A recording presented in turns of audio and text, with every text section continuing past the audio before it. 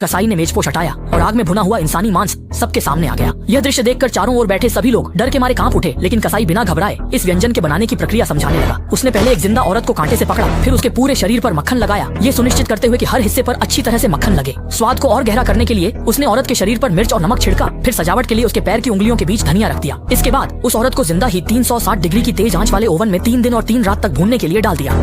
खाना खाने वाले लोग यह सब सुनकर डर के मारे कांपने लगे, लेकिन वे वहाँ से भागने में पूरी तरह असमर्थ थे। छोटी मेई जानती थी कि कसाई उन्हें एक एक करके स्वादिष्ट व्यंजन बना देगा, इसलिए उसने चुपके से अपनी अंगूठी से बंधी रस्सी को काट लिया और वह अंगूठी चुपचाप छोटे काले को दे दी। जैसे ही छोटे काले ने रस्सी काटी, उसने तुरंत स्टूल का हैंडल निकालकर पलटवार शुरू कर दिया। लेकिन कसाई भी कम नहीं था, उसने पास में रखी कुल्हाड़ी उठाई और छोटे काले पर जोरदार वार कर दिया। दोनों जानते थे कि वे कसाई का मुकाबला नहीं कर सकते, इसलिए उन्होंने वहाँ से भागना ही बेहतर समझा। लेकिन जैसे ही वे भागे, कसाई दीवार फांदकर उनके सामने आ गया और रास्ता रोक लिया, तो दोनों ने पिछले दरवाजे से भागने की कोशिश की। छोटे काले ने मेई को बचाने के लिए अकेले मुकाबला करने का फैसला किया, जिसके परिणाम स्वरूप उसकी बाह कुल्हाड़ी से कट गई। इसके तुरंत बाद कसाई खून के निशान पर चलते हुए भाग चुकी छोटी मेई का पीछा करने लगा। लेकिन जैसे ही छोटी मेई लोहे के गेट को फांद रही थी, उसकी कलाई की चूड़ी गेट में फंस गई और इसी समय कसाई भी वहाँ तक पहुँच गया।